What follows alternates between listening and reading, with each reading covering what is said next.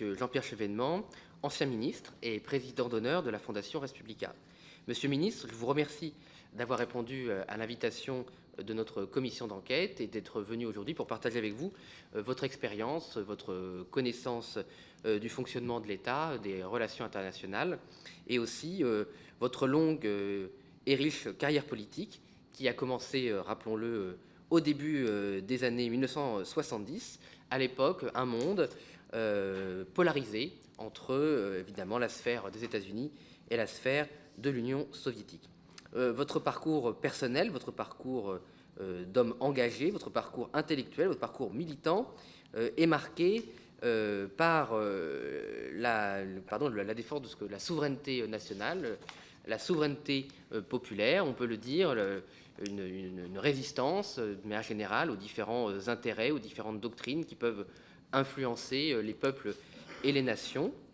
Et donc, évidemment, votre parcours peut particulièrement intéresser nos travaux qui s'intéressent aux réalités, aux tentatives d'ingérence des puissances étrangères sur notre démocratie, sur nos intérêts économiques, sur les relais d'opinion, sur le monde académique et scientifique, bref, sur toutes les sphères qui sont susceptibles d'influencer à mauvais escient nos concitoyens ou les décisions qui les concernent. Vous avez eu différentes responsabilités à très haut niveau dans des ministères régaliens, dans les gouvernements de messieurs Mauroy, Fabius, Rocard et Jospin.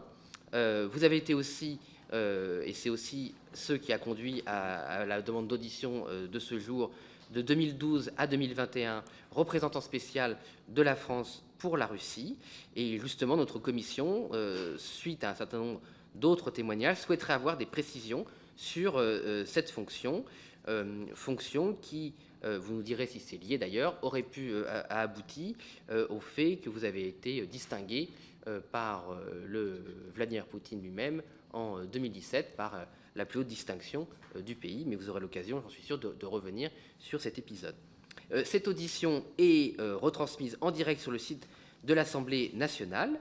L'enregistrement vidéo sera ensuite disponible à la demande. Cette audition est évidemment ouverte à la presse.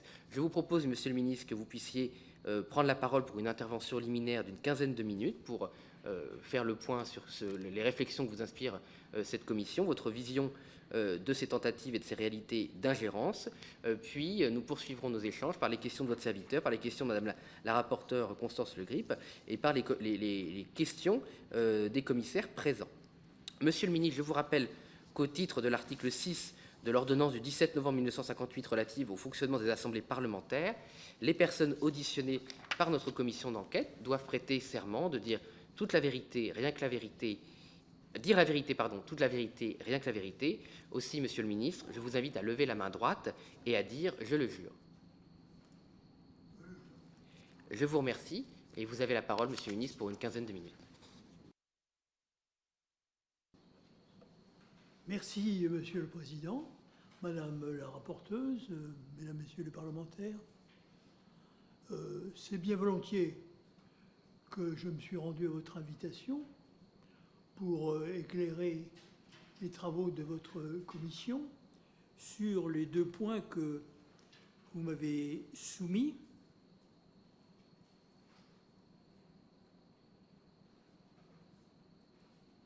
Je retrouve, voilà, appréciation de M. Chevènement sur l'évolution de l'attitude de la Russie vis-à-vis de la France et de l'Union européenne, et sur les ingérences réelles ou potentielles de ce pays dans notre vie politique, médiatique, économique.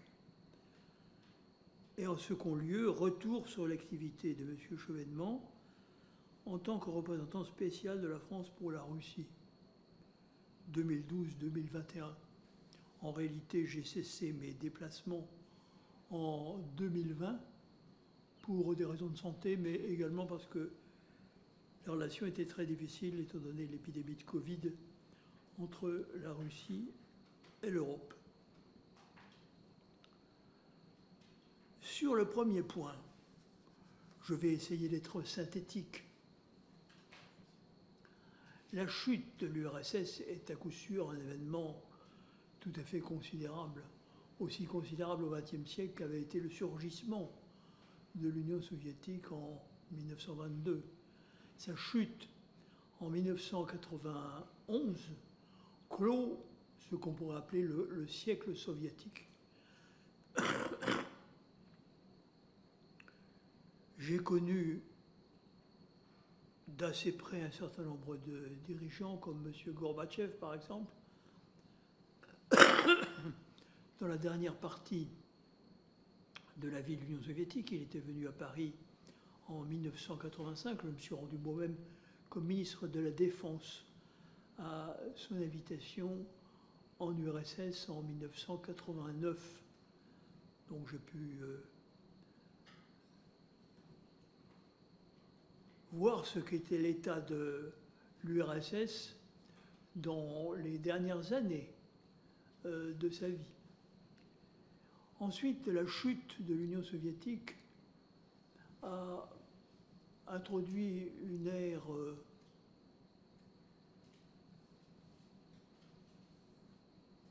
de relatif désordre, il faut bien le dire. Le PIB de la Russie a chuté de moitié dans la décennie 1990. Je rappelle que la disparition de l'Union soviétique fait suite à un décret commun, une décision commune que prennent Boris Yeltsin, président de la Russie, Leonid Kravchuk, qui est à l'époque le président de l'Ukraine, et le président de la Biélorussie, M. Chouchevitch. C'est cette triple décision qui engage finalement le destin des 15 républiques soviétiques et qui crée quelque chose qu'on appelle la communauté des États indépendants.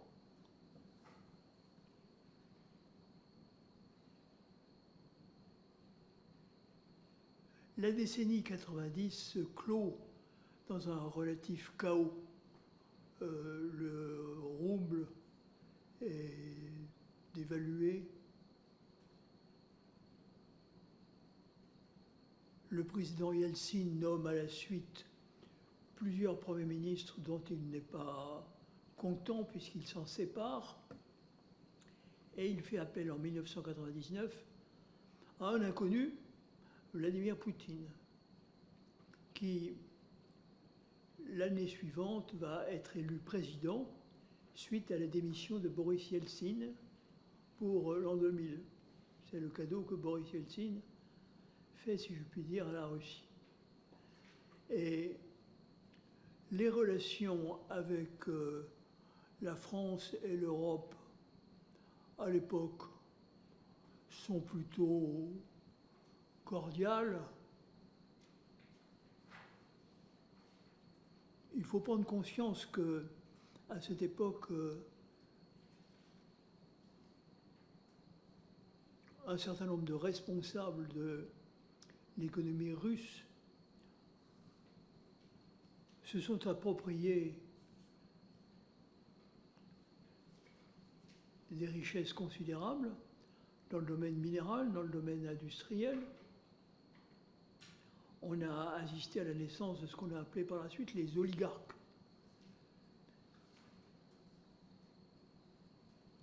Mais au niveau des relations d'État à État, les choses se passaient sans grande difficulté. On peut dire que tous les présidents de la Ve République se sont efforcés d'avoir des rapports plutôt cordiaux avec les dirigeants russes. C'était le cas de François Mitterrand avec Mikhaïl Gorbatchev.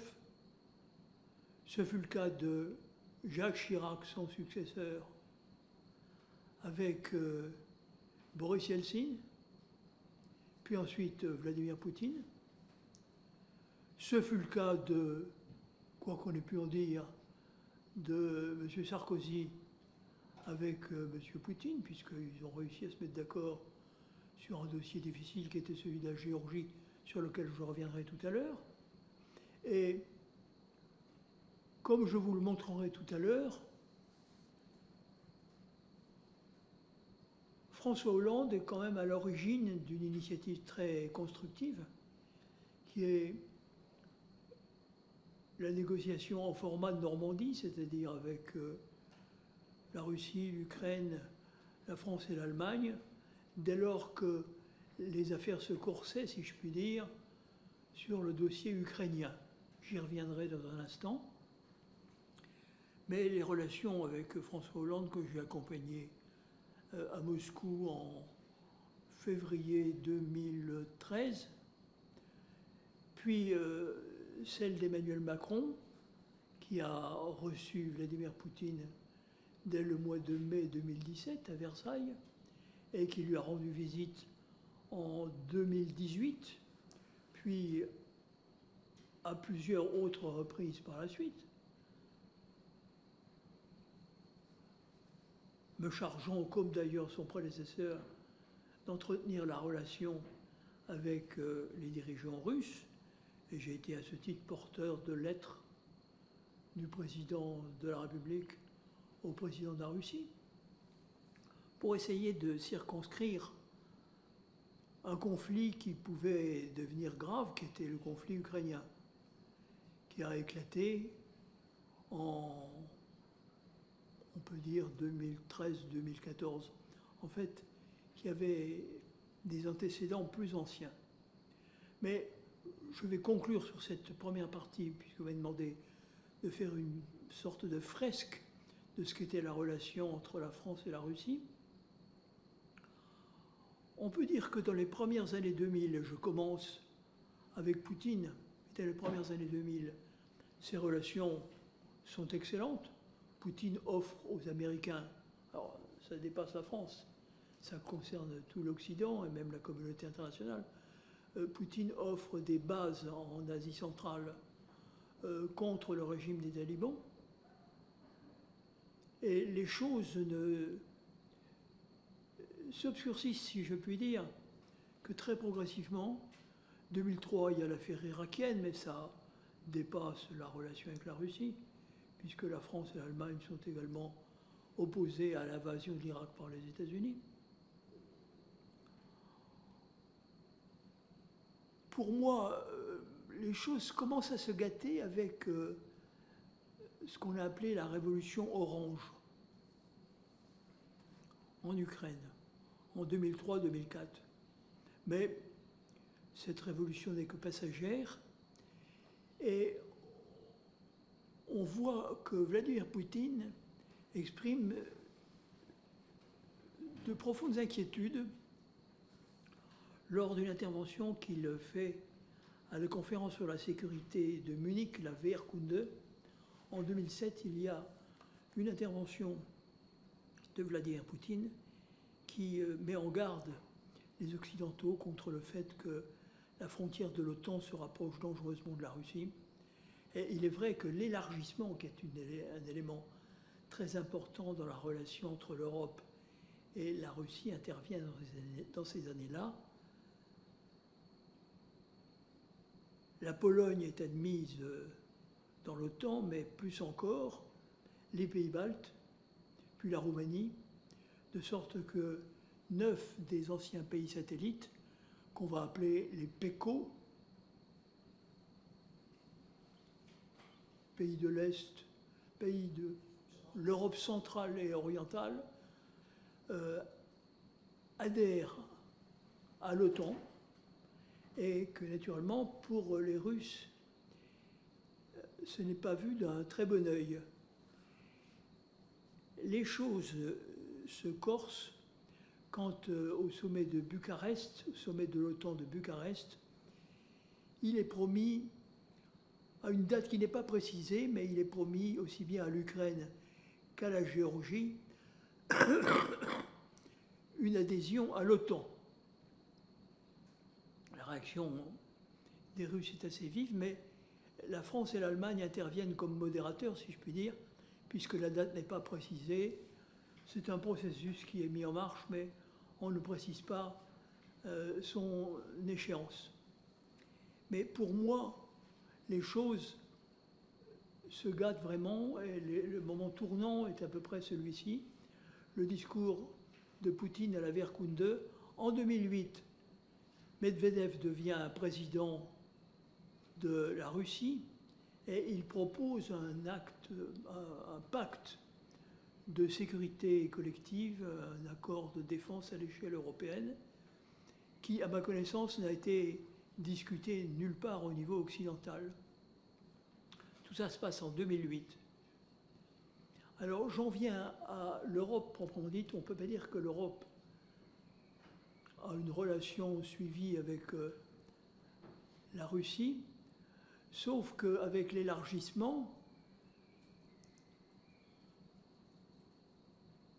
se trouve lancé ce qu'on appelle le partenariat oriental, 2008-2009. Je ne peux pas vous donner la date précise, mais il est facile de la retrouver. Et c'est une troïka de 3 pays, anciennement des PECO, dont le principal est la Pologne, qui sont chargés de cornaquer le dossier du partenariat oriental, qui est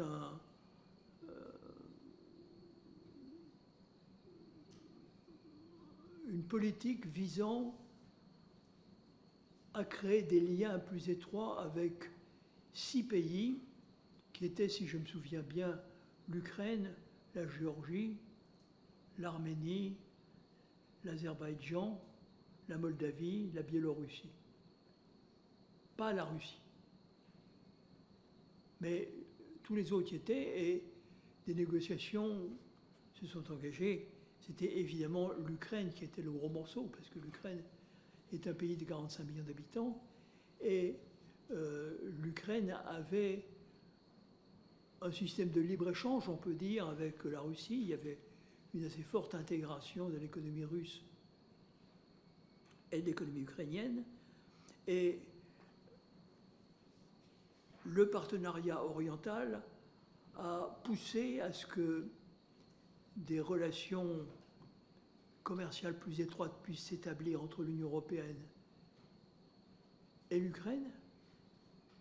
Un préaccord a été négocié, des crédits structurels européens ont été promis, et en même temps, les Russes ont fait une contre-proposition, c'est-à-dire un accord entre la Russie et l'Ukraine, reconduisant l'existant, mais comportant également l'allocation de crédits sous forme de remise de prix sur les quantités de gaz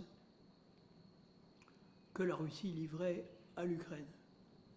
C'est à ce moment-là, et là je vais en venir à la deuxième partie de ma mission, c'est à ce moment-là que je prends conscience de la tension qui va se créer. J'accompagne M. Jean-Marc Ayrault à Moscou dans le cadre de ce qu'on appelait le séminaire intergouvernemental, c'est-à-dire une réunion autour des 2 premiers ministres, Medvedev, qui entre-temps avait été remplacé comme président par Poutine, et puis M. Ayrault. Et cette rencontre est l'occasion d'une interruption au cours de laquelle M. Medvedev dit à la délégation française qui entourait M. Ayrault, le président Poutine veut voir le Premier ministre français, c'est une affaire trop grave, elle concerne les relations avec l'Ukraine, et il y a une suspension de séance. Je ne suis pas invité dans la salle du Kremlin où se tient M. Poutine, mais on me fera des rapports détaillés de ce qui s'y est dit. Il s'y est dit en gros la chose suivante: là vous touchez à quelque chose d'extrêmement sensible, qui est le statut de l'Ukraine et l'intégration très étroite de l'Ukraine et de la Russie. Ça ne peut pas se passer comme ça, il faut renoncer à ce projet. Et un Conseil européen a été prévu quelques semaines plus tard à Vilnius. Il y a eu l'occasion d'un certain nombre d'échanges auxquels je n'ai pas participé, mais très rapidement, l'opinion ukrainienne s'est manifestée dans la rue. C'était les événements de Maïdan, pour que la proposition européenne soit prise en compte par le gouvernement ukrainien. qui entre-temps y avait renoncé, le gouvernement ukrainien de M. Yanukovych, un élu du Parti des régions réputé pro-russe, qui était élu pour quelques années, mais son mandat expirait, je crois, quelques années plus tard. En tout cas, ces manifestations ont donné lieu à une certaine répression.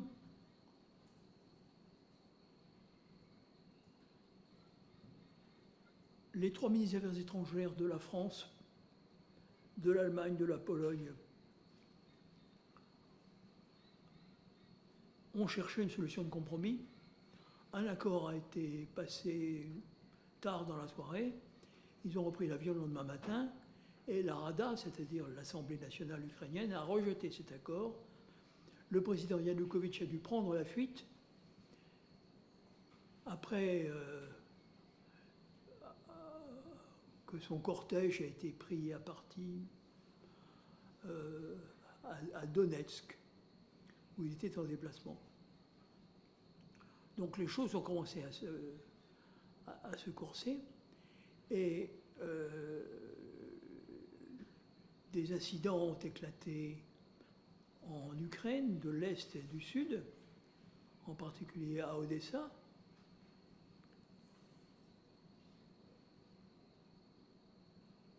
C'est à ce moment-là que, dans le cadre de ma mission, le président Hollande m'a chargé de transmettre une lettre au président Poutine pour lui demander de calmer le jeu autant que possible et de faire en sorte que l'élection présidentielle en Ukraine, puisse se tenir à la nouvelle date prévue, qui était le 25 mai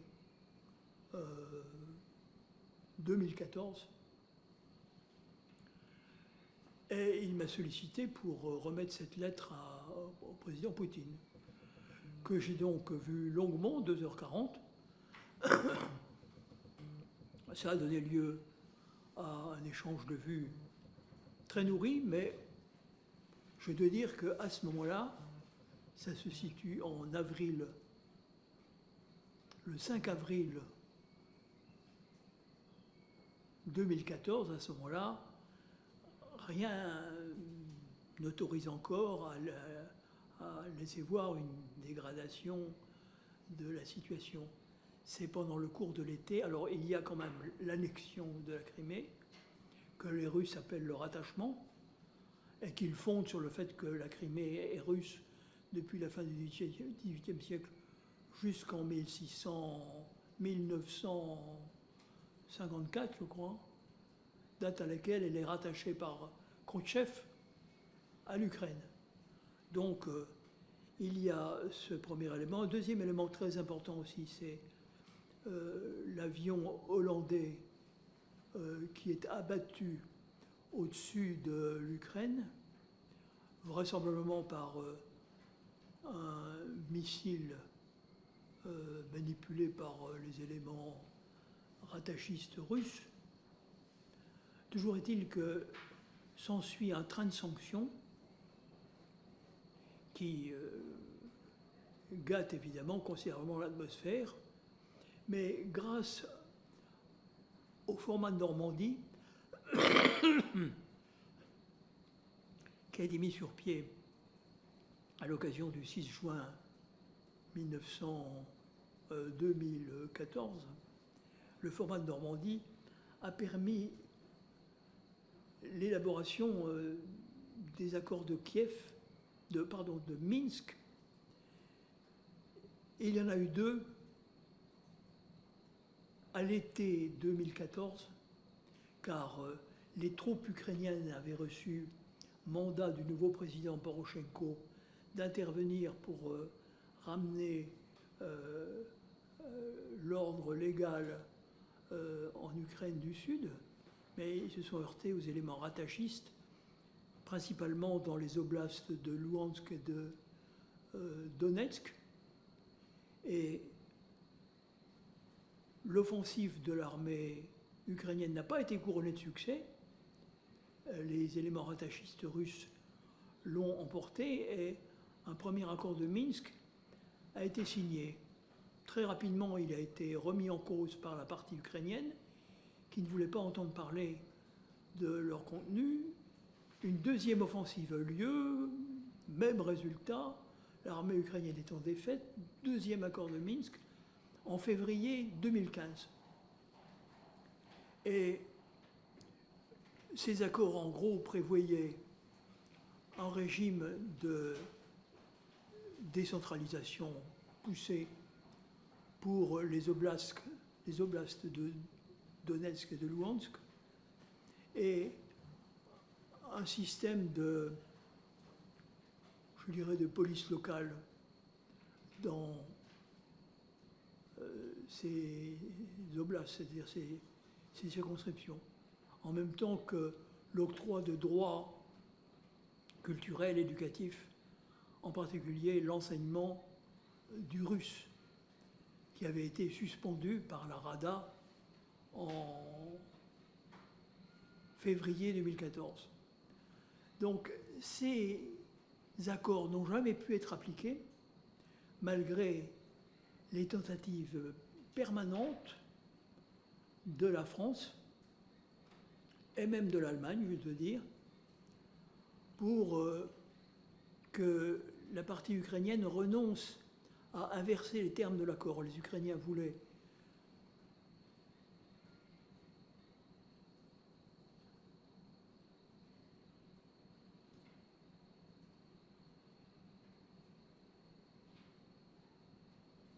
récupérer leurs frontières et ensuite seulement procéder à une réforme constitutionnelle, alors que les accords disaient explicitement, et les Russes tenaient évidemment sur cette position, que dans un premier temps, il y aurait une réforme constitutionnelle, des élections locales et la récupération, in fine, par l'Ukraine de sa frontière avec la Russie.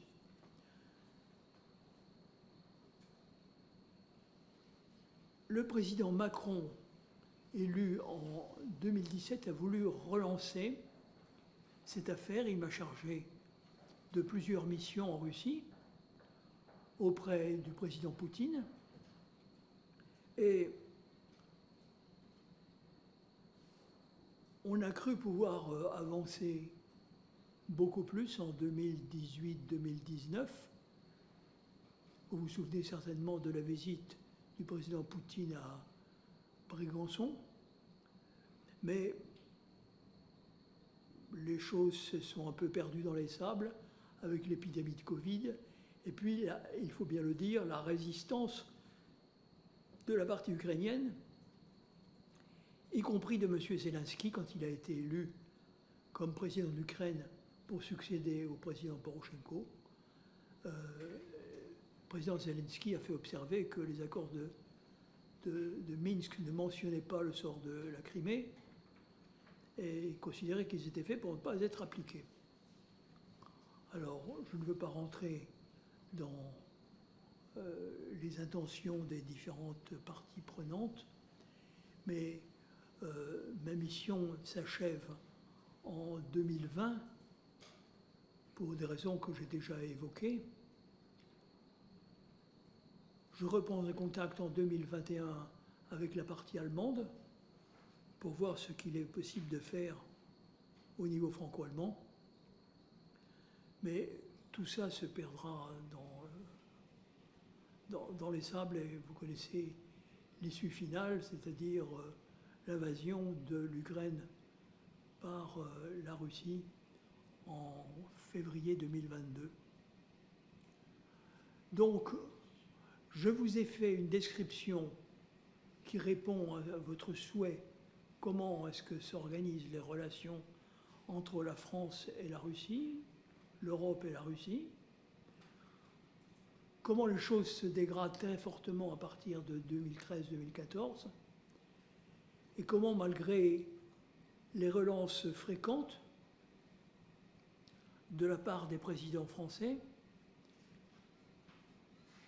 et du ministre allemand ou du président allemand Steinmeier, qui a proposé à un moment une simultanéité entre les élections locales en Ukraine et la réforme constitutionnelle. Donc malgré les efforts qui ont été ceux de François Hollande, ceux d'Emmanuel Macron et ceux du président Steinmeier, les choses n'ont pas avancé. Et ce qui était au départ un abcès plus ou moins purulent, mais le niveau de violence avait quand même beaucoup baissé dans un premier temps. Et on pouvait s'estimer satisfait du fait qu'il y avait moins de prisonniers, moins de morts, moins de blessés, et que les choses paraissaient s'arranger dans les années 2017-2018. Comment, en définitive, tout cela a dégénéré par le fait de la décision russe d'intervenir directement sur le sol ukrainien. Alors, vous m'avez demandé aussi mon point de vue, du point de vue de l'ingérence, notion complexe. Vous le savez, pour moi, l'ingérence doit être caractérisée, c'est-à-dire qu'elle doit comporter le viol de la légalité, par exemple une écoute secrète, ou bien un fait de corruption qui vise à acheter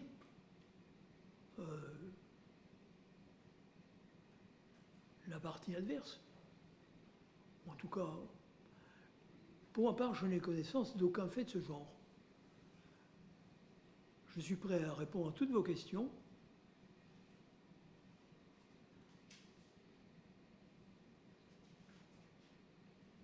Bien entendu, je distingue entre ingérence et influence. Tout pays a une politique d'influence. Ou alors, s'il n'en a pas, c'est qu'il n'a pas de politique étrangère. Hein. Et je dirais que,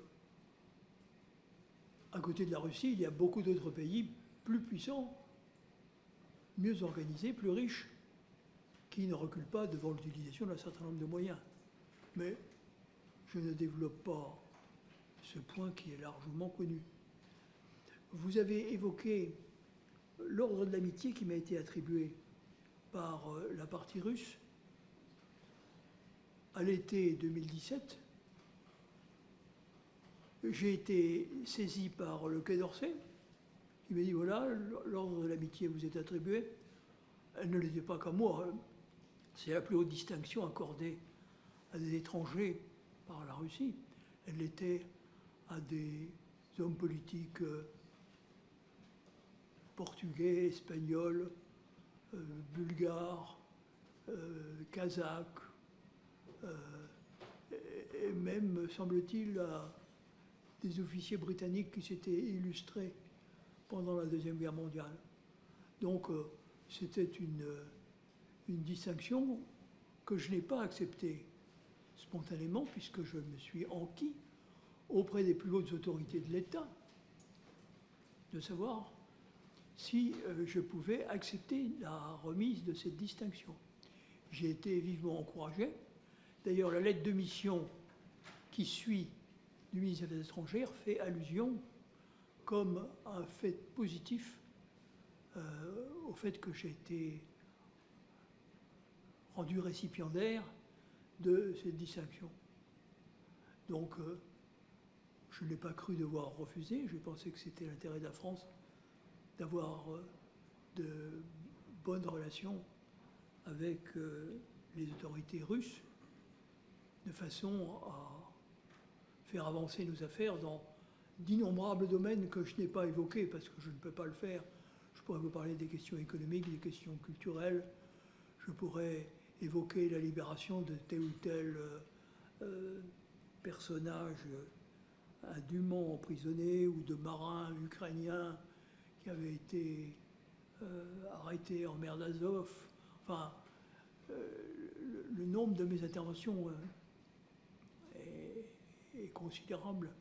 Je suis intervenu auprès d'un certain nombre de grandes sociétés russes avec lesquelles nous pouvions développer des coopérations, Rostechnologie, Roscosmos, etc., etc. Des coopérations d'ailleurs, pour certaines d'entre elles, très anciennes, puisque Roscosmos, c'est une coopération dans l'espace qui remonte à 1966.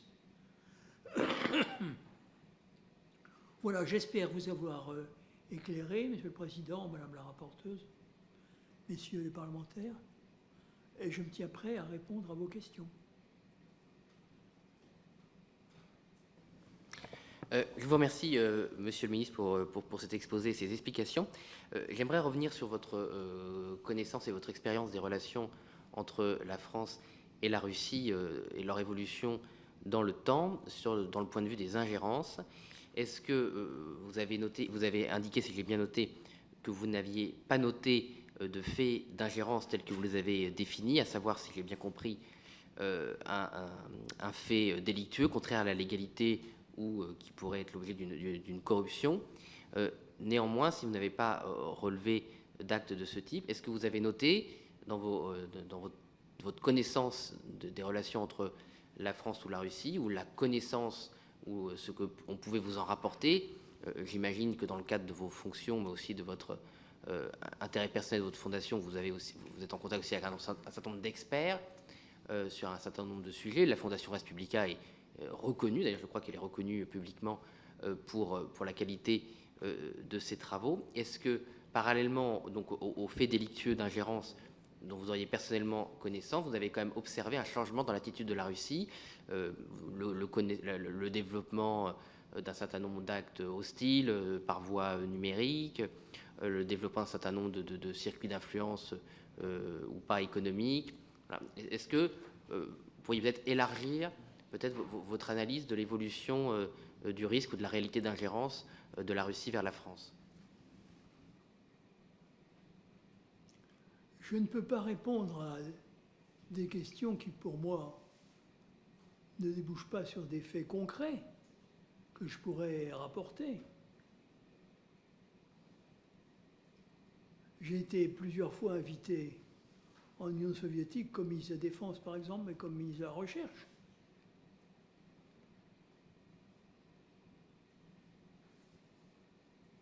Je distingue les actions de coopération que nous pouvions avoir dans ce domaine, par exemple l'utilisation des lanceurs Soyouz à la base de Kourou. C'est une action de coopération, ce n'est pas... ça n'a rien à voir avec une ingérence. Alors, on peut dire que certains partis politiques sont réputés pour avoir été proches de l'Union soviétique et du Parti communiste de l'Union soviétique particulièrement, mais c'est un passé lointain et que je ne veux pas ranimer, ça n'a pas de sens.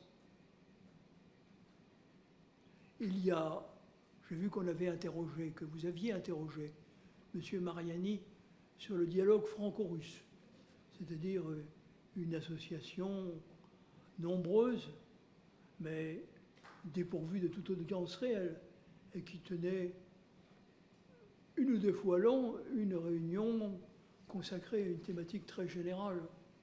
S'agissait-il d'une ingérence? Je ne le crois pas. À ce compte, il faudrait interdire toutes les réunions qui sont organisées par l'Institut Carnegie ou telle ou telle fondation allemande, etc., qui se prive nullement d'organiser des séances de travail très instructives en général, auxquelles il m'arrive de me rendre pour le compte de la Fondation Res Publica. La Fondation Res Publica a aussi une activité. Elle a invité par exemple M. Lavrov en 2006. Et M. Lavrov nous a assuré que la Russie voulait aller dans le sens d'un état de droit. Les actes sont publics.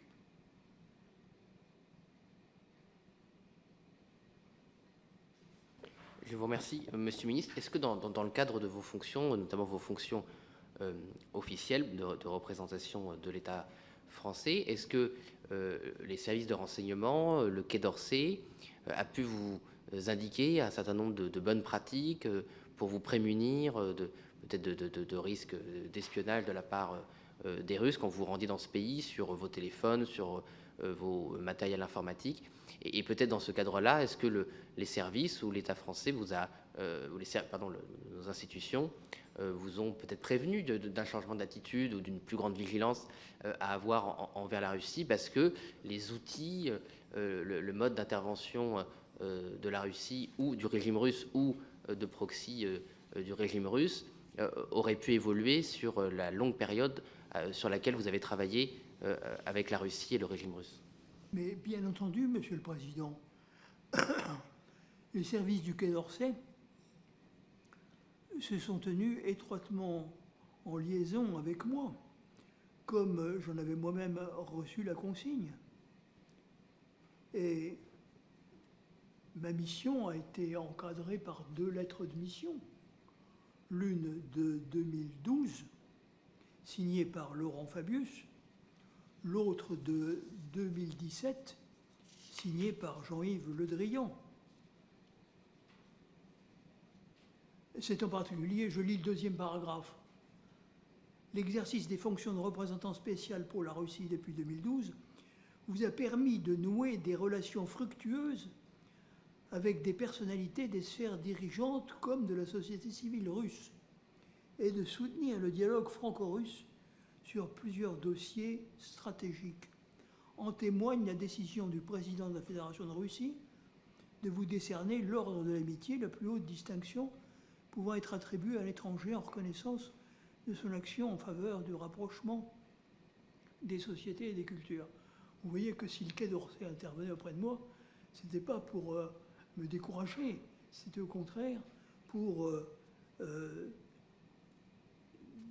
je lis la phrase, densifier notre relation, en particulier la présence des entreprises françaises dans les régions russes, aider au développement des investissements français en Russie et russes en France. Alors, on peut tout dire, évidemment. Le fait que les chemins de fer russes aient racheté la filiale logistique de Peugeot, Jeffco, est-ce une ingérence? À mon avis, non. Les investissements russes en France n'ont guère dépassé 3 milliards d'euros. Et les investissements français en Russie, selon mes dernières informations, dépassaient 18 milliards.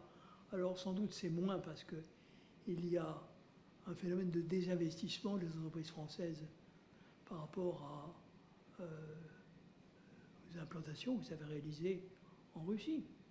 Mais si je vous donne cet ordre de grandeur, c'est pour vous montrer que, au fond, nous étions plutôt accueillants à l'égard des investissements russes qui se manifestaient, qui auraient désiré se manifester.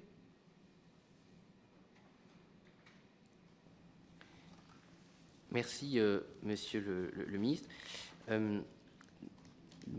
Dans le cadre de votre fonction, est-ce que vous pourriez nous expliquer soit les raisons objectives, vous avez peut-être commencé à en parler avec le paragraphe de la lettre que vous avez lu, mais j'aimerais mieux comprendre, en tant que président de cette commission, pourquoi est-ce que vous estimez que vous avez été choisi par différents gouvernements. Je vous entends mal, excusez-moi, j'ai un petit problème d'audition. Je vous en prie, excusez-moi, c'est moi qui parle loin du micro. Je voulais comprendre, en tant que président de cette commission, pourquoi, à votre avis, vous avez été choisi par différents gouvernements pour occuper cette fonction de représentant spécial de la France en Russie. J'ai bien noté dans votre exposé liminaire et dans vos réponses l'expérience que vous aviez des échanges institutionnels, de coopération, échanges régaliens, d'États régaliens souverains entre la France et la Russie.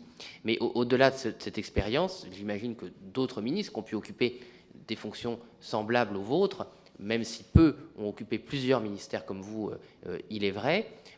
Pourquoi est-ce que vous estimez que vous avez été choisi pour cette mission? Et deuxième question qui est liée à la première, comment expliquez-vous que pour la relation avec la Russie, comme d'autres pays, ceci dit, mais la liste n'est pas nombreuse et se compte sur les doigts d'une main, pourquoi la nécessité de ce représentant spécial et pourquoi est-ce que notre diplomatie traditionnelle, si je puis dire, ne se suffit pas à elle-même sur cette relation-là? Je vous remercie. Bien entendu, mais votre question est tout à fait judicieuse. Je n'étais pas le seul représentant spécial. il y en a eu 5 ou 6. De mémoire, Madame Martine Aubry était chargée d'être la représentante spéciale pour la Chine, mais elle a été remplacée ultérieurement par M. Raffarin. L'ambassadeur Philippe Faure était le représentant spécial pour le Mexique. Et puis, il y en avait un autre pour l'Inde. Disons que cela faisait partie de la volonté exprimée par le ministre de l'Europe et des Affaires étrangères, Laurent Fabius, d'avoir une diplomatie économique. C'est-à-dire qu'il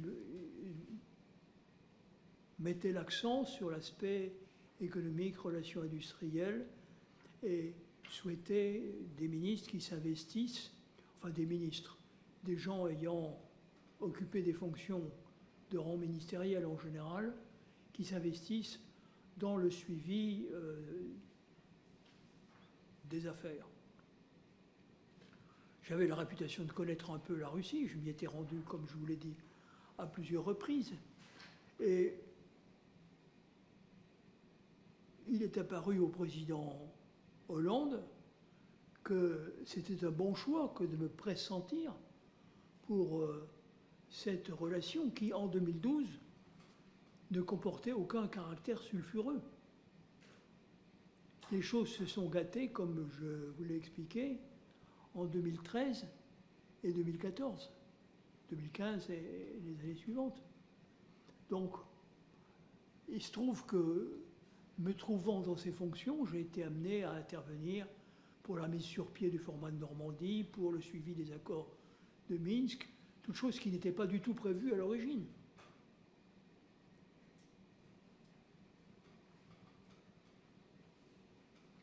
Merci, Monsieur le ministre. Ma dernière question avant de passer la parole à Madame la rapporteure. Il y a peu d'hommes politiques dont la doctrine et la vie est liée à une doctrine politique qui a un nom, le chevènementisme. On peut, sans esprit partisan ou esprit de polémique, considérer que la défense de la souveraineté nationale et populaire est un axe important, voire décisif, de votre engagement politique et de ce qu'on appelle le chevènementisme.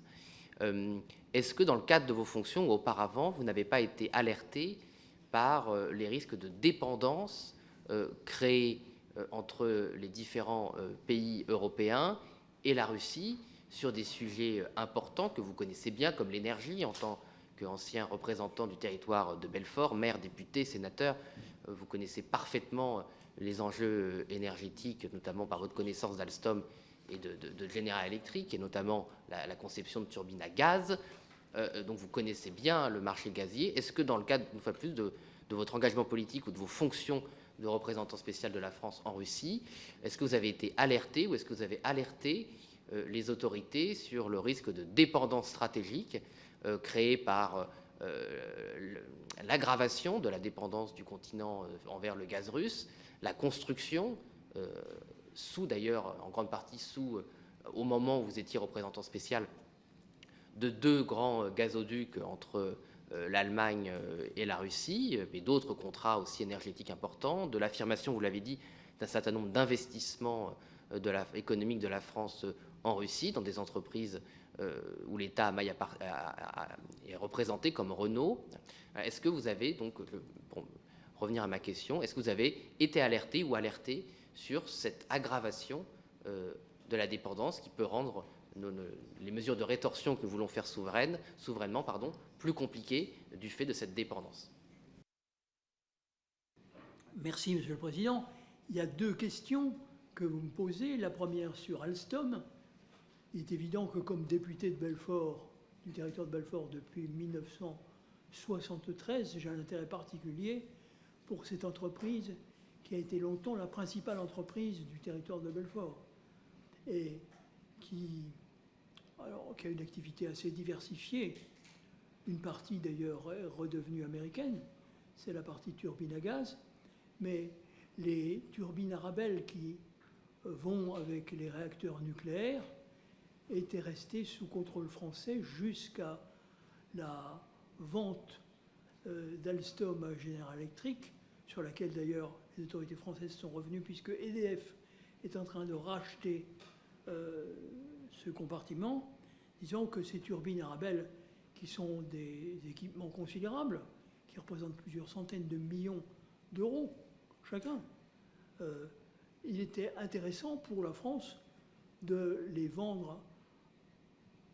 à la Russie ou à des pays clients de la Russie, comme par exemple la Hongrie ou la Turquie, dans la mesure où ça faisait travailler nos usines.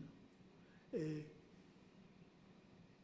je considère que c'est tout à fait légitime que je me sois intéressé au développement de notre coopération et au fait surtout qu'elle n'a pas été interrompue, car elle aurait pu l'être. Elle n'a pas été interrompue parce que j'ai fait valoir qu'il y avait un intérêt commun dans ce domaine. Vous avez abordé une deuxième question, celle du gazoduc. Alors il y a 2 gazoducs sous la Baltique. Le premier, Nord Stream 1, mis en route par Gerhard Schröder et inauguré en 2005. Et le Nord Stream 2, qui visait à presque doubler la capacité de Nord Stream 1, mais qui n'a pas pu entrer en vigueur, en fonctionnement, du fait des événements que vous savez. Alors, la dépendance à l'égard du gaz russe, l'Europe est dépendante de ses approvisionnements énergétiques, qu'ils soient pétroliers, gaziers, et le gaz que nous n'achetons plus à la Russie aujourd'hui, nous l'achetons aux États-Unis ou bien au Qatar. Sommes-nous sûrs que ces dépendances ne sont pas plus graves à certains égards, car rien ne pouvait laisser penser que la Russie allait remettre en cause cette relation. D'ailleurs, je n'ai plus gardé précisément à l'esprit de savoir à l'initiative de qui cette relation a été rompue. Mais toujours est-il que je suis allé en Allemagne en 2021 pour prendre connaissance auprès du gouvernement allemand, et en particulier d'un secrétaire d'État aux Affaires étrangères qui revenait de Moscou, M. Miguel Berger, des conditions dans lesquelles il pensait pouvoir mettre en route Nord Stream 2. Il y avait une raison climatique, c'est que, naturellement, le gaz est moins polluant que la houille ou le lignite.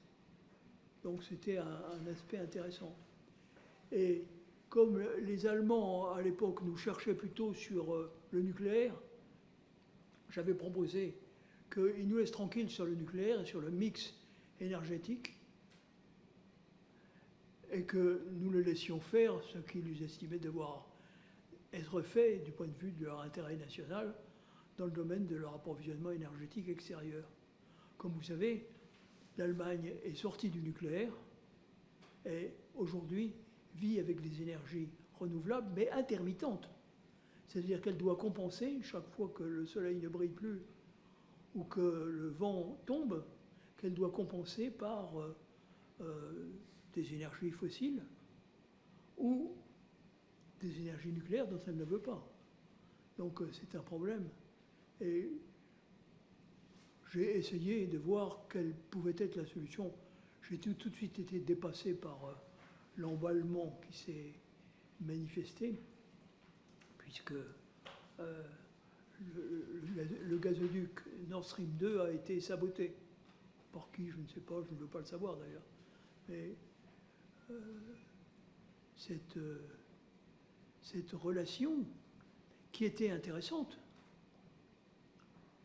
Je me souviens avoir réquisitionné une entreprise américaine, Dresser France, en 1982, quand j'étais ministre de l'Industrie, parce qu'ils ne voulaient pas fournir les compresseurs pour permettre le fonctionnement du gazoduc qui amenait le gaz sibérien d'Urengoy. Ça s'appelait Urengoy. Et à l'époque, avec l'accord de François Mitterrand, de Claude Chesson,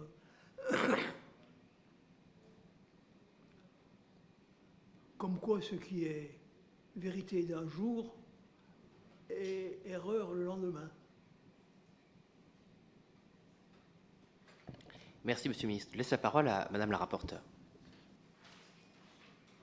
Monsieur le Ministre, vous pouvez éteindre votre micro, parce que moi je peux parler sur votre micro, mais pas Madame la rapporteure. Merci.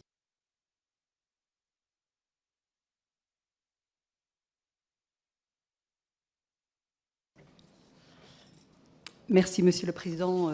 Monsieur le Ministre, je souhaite effectivement vous poser quelques questions. Je veux revenir sur la décoration de l'ordre de l'amitié qui vous a été remise par le président russe Vladimir Poutine lui-même le 4 novembre 2017. Vous avez déjà eu l'occasion d'évoquer cette remise de décoration.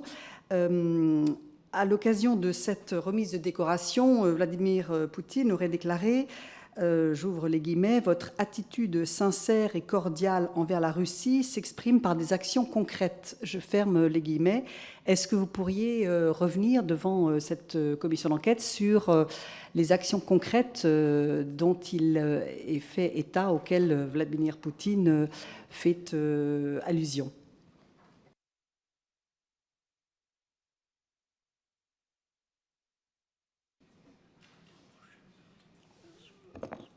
Oui, elles sont nombreuses, madame. Je les ai évoquées en passant. Elles peuvent comporter le soutien à telle implantation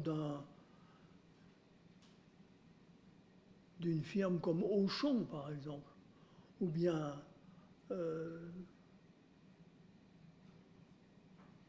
j'essaie de donner des exemples précis. Schneider Electric.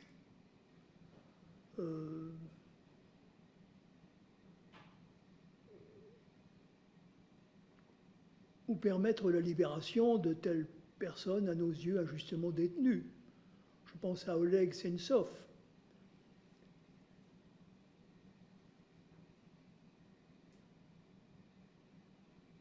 Ou encore la facilitation de l'octroi des visas pour les étudiants, pour permettre aux étudiants russes de venir étudier en France. Il y en a 5000, ce n'est pas beaucoup, mais ça se compare avantageusement aux chiffres de beaucoup d'autres pays.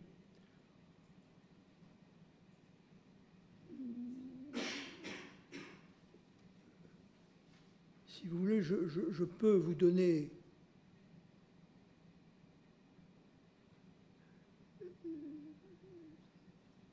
d'autres précisions, mais plutôt sur des dossiers que vous m'indiqueriez.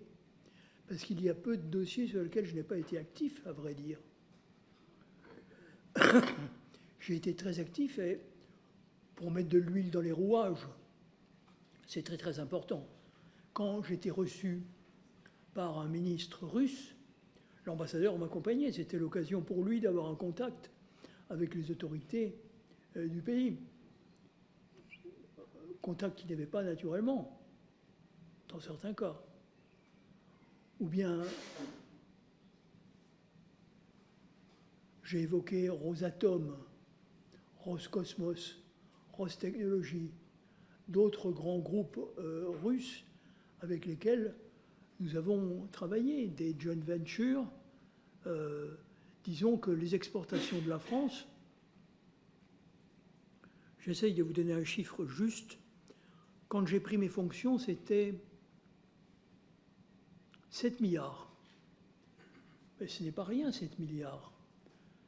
Quand on pense que notre déficit extérieur global est de 165 milliards, eh bien, des exportations à hauteur de 7 milliards, c'est tout à fait estimable. Et j'aurais aimé pouvoir les développer davantage. Malheureusement, comme vous savez, les sanctions n'ont pas favorisé l'essor des relations commerciales franco-russes.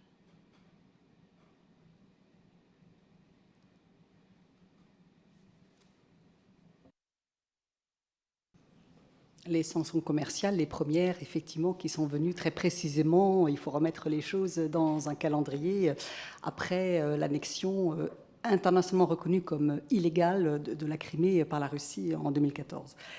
Une deuxième question, il est avéré maintenant, c'est très documenté par des ouvrages de chercheurs, d'universitaires, de journalistes d'investigation, par des rapports parlementaires également menés dans plusieurs pays européens, que les agissements de la Russie de Poutine à l'encontre des pays européens, à l'encontre de nos systèmes démocratiques européens, à l'encontre de notre pays, par exemple, très précisément et très concrètement, les agissements de la Russie et d'un certain nombre de ses officines, plus ou moins directement liées au régime du Kremlin contre les intérêts français en Afrique. Et tout cela est extrêmement documenté et montre bien que ces agissements sont tous sauf empreints, et cela certainement dès le début, d'esprit de coopération, de relations mutuellement apaisées, constructives. Clairement, on le sait maintenant, mais on pouvait déjà en avoir, c'était documenté depuis de nombreuses années, les cyberattaques, la guerre informationnelle à travers la manipulation de l'information, la mise en place de médias russes visant à déstabiliser un certain nombre de nos processus démocratiques, la captation d'élites aussi, d'élites politiques notamment, ou d'élites économiques. Tout cela est maintenant très, très documenté et clairement amène à se poser la question, et je ne fais même pas trop longuement allusion aux évolutions extrêmement autoritaires du régime de Vladimir Poutine lui-même. L'assassinat d'Anna Politkovskaya, c'est 2006, des assassinats ou des empoisonnements de opposants russes, y compris sur le territoire de pays européens. Ça a commencé dans ces années-là aussi. Est-ce que tout cela n'amène pas à considérer qu'il y a eu peut-être de votre part, mais d'autres également, de la naïveté vis-à-vis du régime de Vladimir Poutine? Je récuse absolument, madame, cette version des faits. Je suis très fier d'être intervenu comme je l'ai fait pour éviter une guerre ravageuse en Europe. Et je regrette simplement que des efforts parallèles n'aient pas été faits par certains que je ne veux pas désigner, qui auraient pu permettre de circonscrire un conflit qui au départ était limité à 2 circonscriptions du Donbass et qui aurait pu ne pas dégénérer en une grande guerre potentiellement mondiale. Je pense qu'il fallait prendre ses responsabilités, et pour ma part, je me rattache plutôt à l'école réaliste. Je n'ai jamais pris le président Poutine pour un enfant de cœur. Ce n'était pas mon problème. Je me suis placé dans le cadre de la mission que j'avais reçue. J'ai reçu 2 lettres de mission très détaillées qui m'encouragent à aller dans le sens où je suis allé. Et je regrette naturellement de ne pas avoir connu meilleur succès. Mais une affaire pareille ne dépend pas que de moi.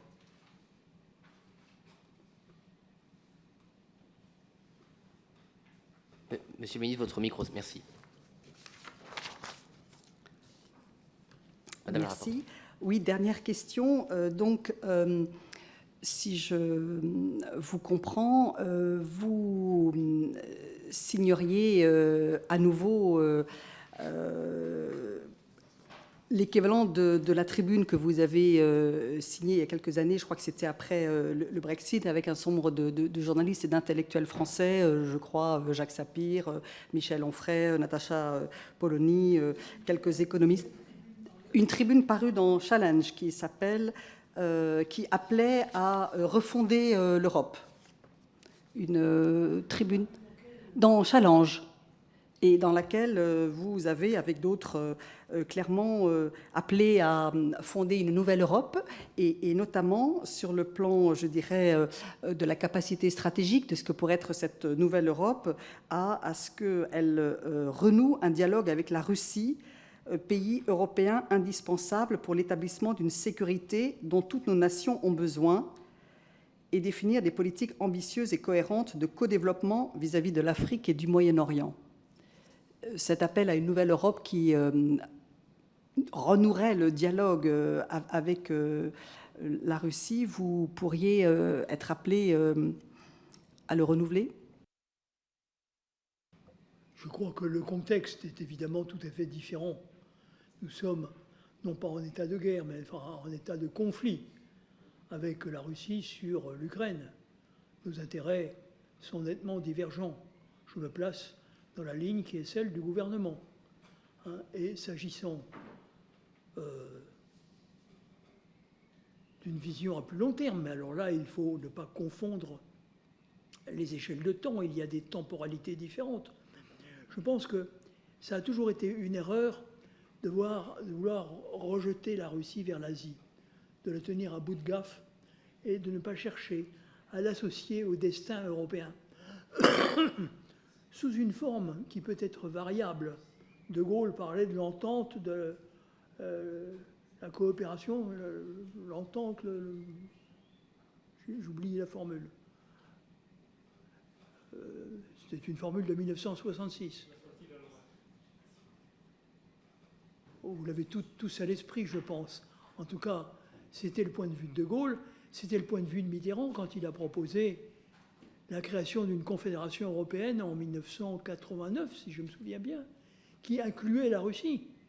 Donc, je rappelais que tous nos présidents ont eu une attitude ouverte vis-à-vis de la Russie, sans exception. Alors, plus ou moins ouverte. Certains avaient une attitude très ouverte, je pense, au président Chirac. Mais d'une manière générale, la politique de la France a été de ne pas rejeter la Russie, de l'associer au destin européen. Et d'aller dans le sens du courant occidentaliste qui existe dans l'histoire russe depuis Pierre le Grand. C'est-à-dire qu'il y a toujours eu dans le système russe, tel qu'on le connaît, je simplifie, un courant occidentaliste et un courant qu'on pourrait qualifier de slavophile ou de eurasiatique. Disons que ce sont deux écoles de pensée différentes et notre intérêt était plutôt d'encourager le courant occidentaliste qui a été celui des grands tsars, d'Alexandre Ier, de Catherine II, de Russie, des gouvernements qui ont suivi la révolution de 1905, de Gorbatchev. On peut même regretter que l'Europe et les États-Unis n'aient pas davantage tendu la main à la Russie dans les années qui ont débouché sur cette décennie assez tragique du point de vue de la Russie. Car elle a perdu la moitié de son PIB, mais je vous laisse imaginer ce que ça signifiait pour des dizaines de millions de salariés, de retraités, de gens pauvres. Ça a été une période très difficile. Et ils ont considéré que le rétablissement de l'État russe, grâce, il faut le dire aussi, au prix du pétrole et du gaz dans les années 2000, a été, évidemment, a eu un effet de contraste par rapport à la période antérieure. Mais pour répondre précisément à votre question, je pense qu'à l'avenir, il faudra, sous une forme à déterminer, associer la Russie au destin démocratique de l'Europe.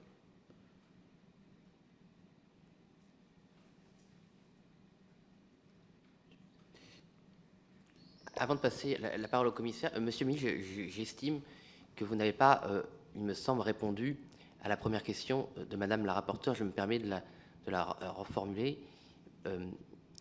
Madame la rapporteure a évoqué un certain nombre de faits documentés, graves, qui démontrent le caractère autoritaire et qui évolue dans le temps du régime russe et du régime de Vladimir Poutine. Et vous avez évoqué dans une réponse précédente que vous avez apportée à une de mes questions le fait que la dépendance, notamment énergétique, envers la Russie pouvait être mis en comparaison avec une dépendance avec les États-Unis. Or, on peut évidemment très critique de la politique américaine, mais vous n'estimez-vous pas quand même, pour reprendre le terme de naïveté de la rapporteure, que certes les États-Unis ont une politique étrangère sur laquelle il y a de grands débats possibles, mais les États-Unis restent une grande démocratie, c'est pareil d'ailleurs, sont une grande démocratie, et à inversement, le régime de Vladimir Poutine, vous-même vous avez dit que vous avez reçu M. Lavrov en 2006, si j'ai bien noté, qui vous a dit qu'il espérait devenir, enfin qu'il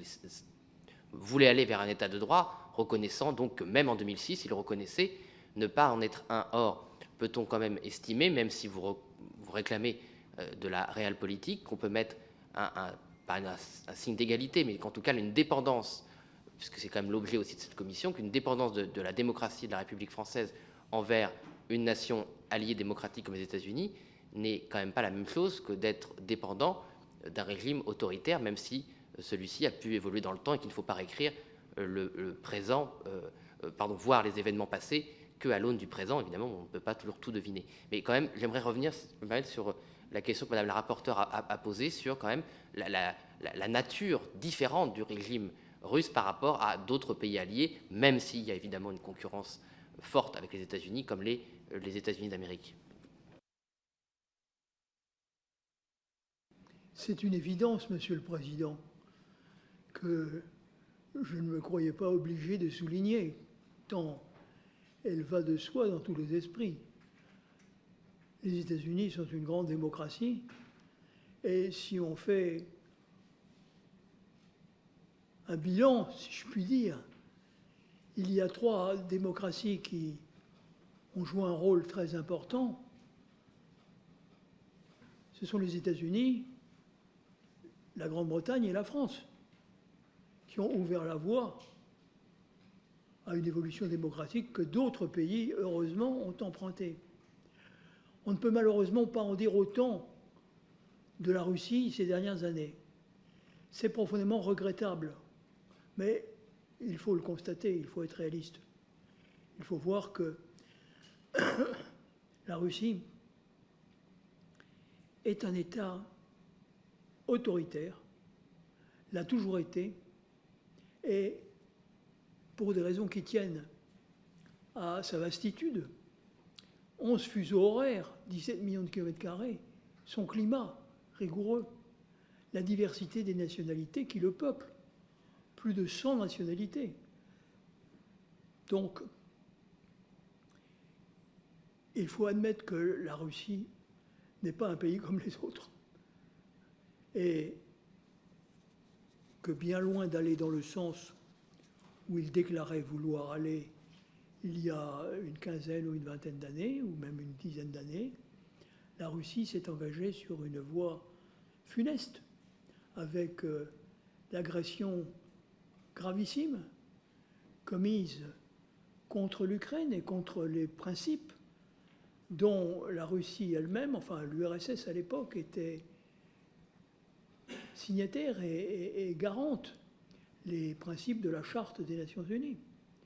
Donc voilà, il faut constater les réalités, elles sont ce qu'elles sont. On peut les déplorer, mais... Merci, Monsieur le Ministre. La parole est à Monsieur Laurent Esquenégox. Votre micro, Monsieur le Ministre, s'il vous plaît. Monsieur le Ministre, votre micro, s'il vous plaît. Merci, Monsieur le Ministre, pour ces explications et ce tracé historique très intéressant. Vous avez occupé cette fonction de représentant spécial pour la Russie de 2012 à 2021. Enfin, vous avez dit qu'il y a eu l'interruption à cause de Covid en 2020, soit à peu près 10 ans. Et est-ce que pendant cette période, vous avez pu observer ce qui pourrait ressembler à des ingérences entre des politiciens ou des représentants d'entreprises français et la Russie? Je n'ai pas bien compris la question. Est-ce que dans cette dernière période...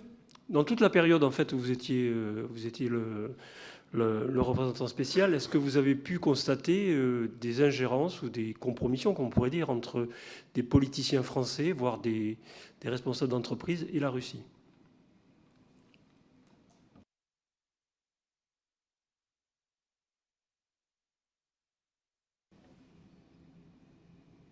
Monsieur le Ministre, votre micro, s'il vous plaît.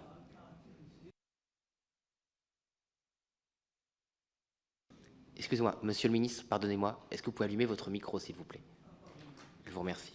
Je ne peux pas considérer comme délictueux le fait pour une entreprise française installée en Russie de commercer avec la Russie ou de d'essayer de nouer des relations d'affaires. Elle est dans son rôle. Et mon rôle, c'est plutôt de lui encourager, de lui faciliter les choses, dès lors qu'elle reste dans le cadre de la légalité. Et si elle s'en affranchit, les Russes sont toujours là pour le lui rappeler.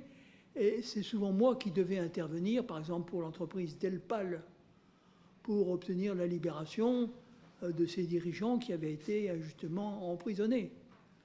Donc, je n'ai pas été témoin de faits délictueux. Sinon, je les aurais dénoncés. Comme la loi m'y oblige, d'ailleurs. Quant aux hommes politiques, est-ce que les groupes d'amitié, par exemple, et leurs fréquents déplacements entraînent une ingérence? Je ne pense pas. Ce sont des relations interparlementaires normales. Je me souviens même d'une coopération originale entre le Sénat français et le Conseil de la Fédération russe, où chacun exposait ses thèses, de façon à ne pas rentrer dans un débat, mais où chacun exposait ses thèses et écoutait les questions de l'autre. C'était un débat organisé entre M. Kosachev et M. Cambon, mais il y a de ça une dizaine d'années. Non seulement je n'y ai rien trouvé à redire, mais j'ai trouvé que c'était une forme originale de diplomatie parlementaire qui permettait de se dire beaucoup de choses.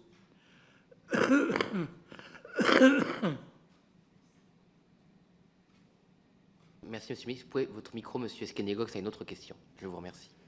Merci, non, c'était juste pour rebondir, mais selon vous, en fait, moi, j'ai écouté tous vos propos et je vous l'ai dit, je suis super intéressé par vos explications, mais à aucun moment vous ne laissez entendre ou laissez croire que la Russie, je ne parle pas d'influence, je parle d'ingérence, n'aurait pas eu, comme l'a dit tout à l'heure la rapporteure, la volonté de peser ou de manipuler des personnes ou des informations vis-à-vis de la France.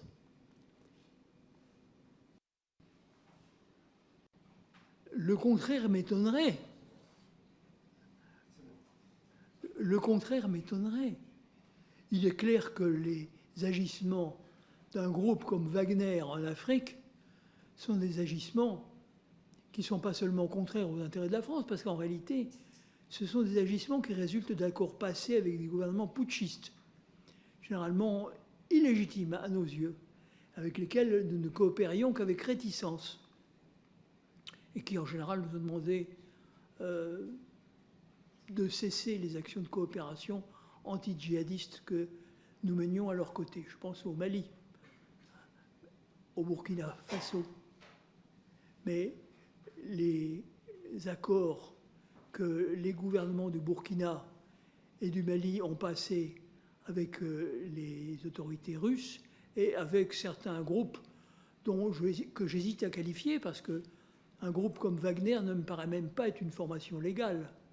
C'est quelque chose qui évoque pour moi les grandes compagnies au temps de Charles VII, mais ce n'est pas une formation militaire reconnue.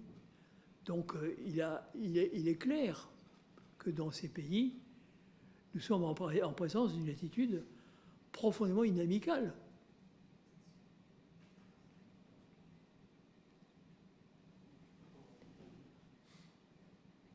Une autre question, monsieur Esquenégox. Non, pas une autre question, mais je me permets d'insister, mais parce que là, vous consentez à parler de l'Afrique, mais moi, le sujet qui nous intéresse plutôt, même si l'Afrique peut-être est aussi un autre sujet, c'est les ingérences au niveau de l'État français. Et donc, c'est plus la posture inamicale de la Russie vis-à-vis de la France et de ses intérêts.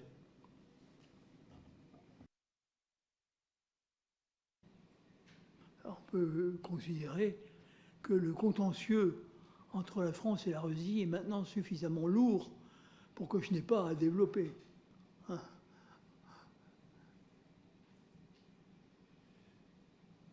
Monsieur le ministre, est-ce que vous pourriez quand même développer votre réponse à la question du vice-président, s'il vous plaît?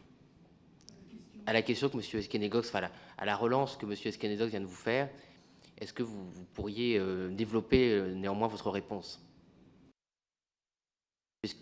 Alors, excusez-moi, mais j'ai un problème d'audition. Pardon, vous venez d'indiquer que vous ne souhaitiez pas développer votre réponse par rapport à l'état, si j'ai bien compris, des relations entre la France et la Russie, mais Monsieur Esquinedov, vous ayant demandé une réponse, je pense que vous devez, j'estime que vous devez néanmoins développer votre réponse, s'il vous plaît. Le premier point de désaccord, Monsieur le député, est évidemment le comportement de l'État russe vis-à-vis de l'Ukraine. Ça, c'est quelque chose qui est fondamental.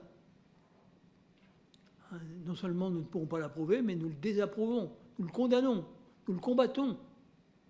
Nous fournissons à l'Ukraine les moyens de se défendre.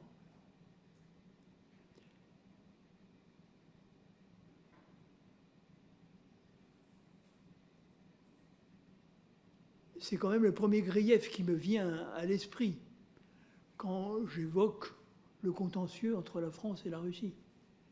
C'est là-dessus que les choses se sont cristallisées.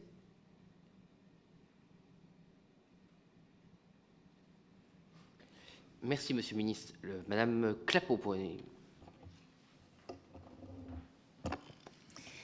Merci, Monsieur le Président. Monsieur le ministre, vous êtes un grand homme d'État. Vous avez joué un rôle éminent dans la défense des intérêts de la France. Vous avez joué un rôle aussi très important en faveur de la paix. Et j'ai bien noté que vous avez défendu des cas de personnes injustement emprisonnées ou attaquées. Vous avez cité Oleg Sentsov, les dirigeants de Delpal, donc parmi lesquels Philippe Delpal. Donc tous les observateurs attentifs de la Russie dans ces dernières décennies ont bien vu des signes avant-coureurs d'un autoritarisme croissant du régime et d'un basculement vers une obsession qu'on voit maintenant à l'œuvre en Ukraine. Et ce que j'aimerais savoir, c'est à quel moment votre pensée vis-à-vis de la Russie a évolué, c'est-à-dire quels ont été pour vous les signes avant-coureurs et avant le 24 février 2022, avant l'invasion de l'Ukraine par la Russie, quels ont été les moments décisifs qui ont pu vous faire changer d'idée et se dire que tous ces pas faits en direction de la Russie, tous ces services rendus, etc., peut-être ne servaient pas autant les intérêts de la France que vous l'auriez imaginé? Surprendre, Madame la députée, je vous dirais que je n'ai pas sensiblement changé d'avis sur la Russie. Pour moi, c'était quand même le pays du goulag. Je n'ai jamais été bolchevique. Ce n'est pas du tout mon école de pensée. Je suis même radicalement sur une position inverse. Par conséquent, je n'ai pas été surpris de ce que j'ai pu apprendre ou voir. J'ai simplement espéré que les choses iraient dans le sens d'un mieux. Et j'ai constaté qu'elles s'arrangeaient quand même sur la longue durée. Si on prend la période qui suit le discours de Khrouchtchev, Brejnev, ensuite il faut attendre Gorbatchev, il faut attendre assez longtemps quand même, pour observer une amélioration de l'état de droit et même l'apparition d'une fragile démocratie. Cette démocratie était-elle réelle sous Yeltsin? Dans une certaine mesure, oui. Mais elle était quand même rejetée par une grande masse de la population, ce qui a amené Boris Yeltsin à se retirer.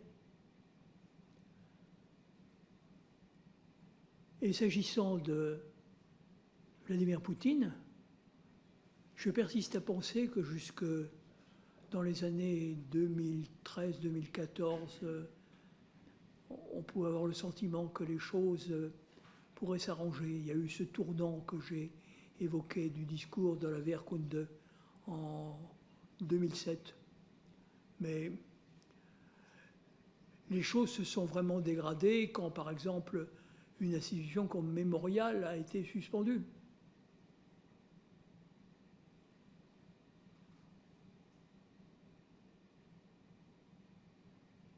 Mais je me suis passionné pour l'histoire russe.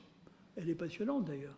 Mais elle comporte de très nombreuses versions, entre la version tsariste, la version blanche, la version rouge, de différentes nuances d'ailleurs. Et ce que pensent aujourd'hui les Russes. Les Russes, c'est un peuple très intelligent, très original. Et il faut aussi comprendre ce qui fait la spécificité de la Russie.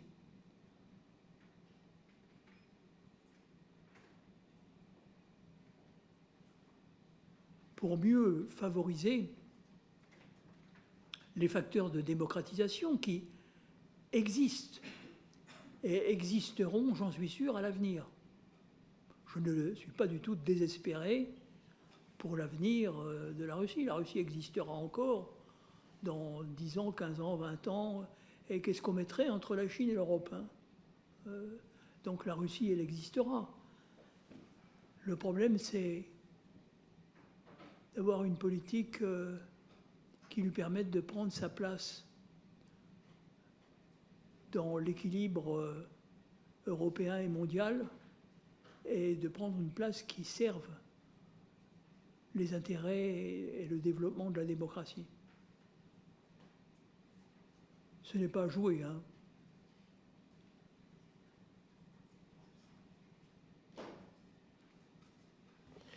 Merci, monsieur le ministre. Madame Clapos, vous avez une autre question? Madame Laporte, vous avez la parole, s'il vous plaît. Je vous remercie. Merci, Monsieur le Président. Merci, Monsieur le Ministre. Et puis, merci de nous permettre ces échanges. Moi, j'aimerais revenir sur la vente du Mistral qui ont été annulées parce que la France, par la voix de François Hollande, avait finalement annulé la vente des 2 navires de guerre Mistral à la Russie, alors que la Russie avait passé commande en 2010. La non-livraison de ces navires Mistral a coûté très cher à la France. Notamment, il a fallu rembourser à la Russie les sommes avancées, les frais engagés pour l'aménagement du port de Vladivostok, l'adaptation de 32 hélicoptères et la formation de 400 marins russes. Au final, la France a remboursé plus de 950 millions d'euros, dont 56 millions qui correspondaient aux frais de formation.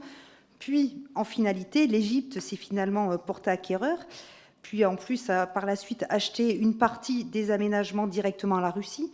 J'aimerais avoir votre sentiment, quel regard vous portez sur ce changement de position et la finalité de cette opération, car sauf erreur, vous souteniez plutôt ces ventes au départ. Je vous remercie. Disons que la France a réussi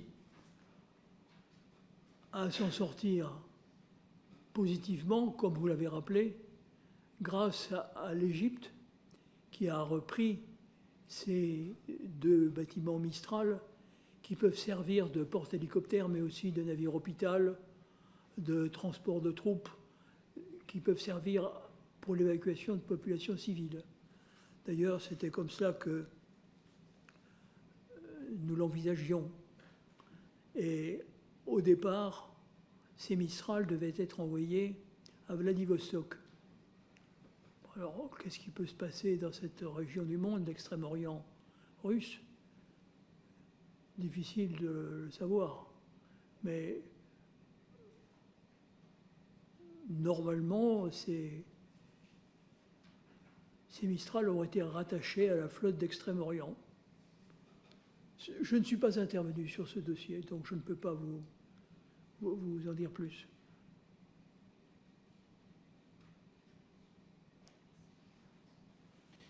Merci, monsieur le ministre. Monsieur Thomas Ménager, s'il vous plaît. Merci, Monsieur le Président. Monsieur le Ministre, à mon tour, je vous remercie bien entendu de votre présence aujourd'hui, des éléments que vous avez portés à la connaissance de notre commission d'enquête. Lors des élections présidentielles, vous avez créé un nouveau mouvement politique et vous avez affiché votre soutien au président de la République, Emmanuel Macron. Dans la foulée aux élections législatives, il y a un certain nombre de vos proches qui, dans le cadre d'un accord législatif, ont été présentés sous une étiquette commune, soutenue par la majorité présidentielle et par Emmanuel Macron. Je voulais savoir si vous aviez été actif dans la négociation de cet accord, avec qui vous aviez négocié, si c'est le cas, cet accord, et surtout si la question en fait de la Russie, de la position des personnes qui allaient être présentées et votre position sur la Russie, sur l'Ukraine, avait été évoquée. Alors, il ne faut pas mélanger les torchons et les serviettes, ça n'a rien à voir. Hein. Je dirais, les considérations relatives à l'Ukraine et à la Russie ne sont évidemment pas intervenues. Il s'agit d'ailleurs d'un accord qui portait, si mes souvenirs sont bons, sur 4 ou 5 circonscriptions. Hein. Et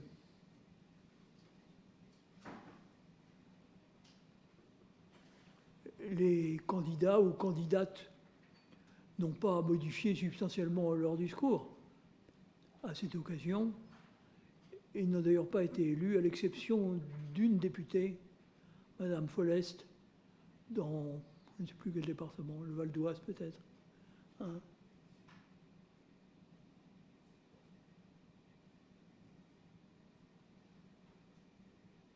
Monsieur Ménager, vous avez une autre question? Monsieur le ministre, votre micro, merci. Je vous remercie. Donc ça n'a pas été évoqué, bien entendu, c'était totalement décorrélé. La deuxième question qui est encore liée aux élections, souvent on voit ressurgir en période électorale, utilisée par des opposants politiques, la question de la proximité éventuelle et des positions plus ou moins favorables qu'on peut avoir et que certains peuvent avoir envers certains régimes, notamment la Russie. Quelle analyse vous portez sur l'utilisation en fait, qui est faite des proximités, des positions des hommes politiques en période électorale pour leur nuire vis-à-vis des régimes étrangers? Définir par rapport à l'intérêt national. C'est l'intérêt de la France qui compte. Ce n'est pas l'intérêt de tel ou tel pays étranger.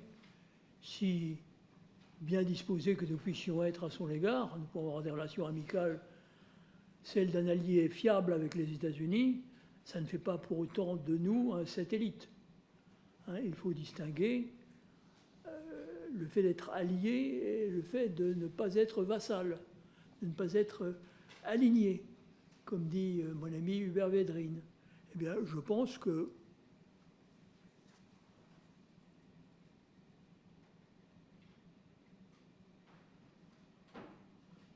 c'est par rapport aux intérêts du pays qu'il faut apprendre à se décider dans tous les domaines, sur tous les dossiers. Et ça ne concerne pas seulement la politique étrangère, ça peut concerner l'éducation, ça peut concerner l'organisation territoriale du pays. Enfin, j'ai été actif sur de très nombreux dossiers, dans de très nombreuses responsabilités ministérielles. Je me suis toujours déterminé par rapport aux intérêts du pays.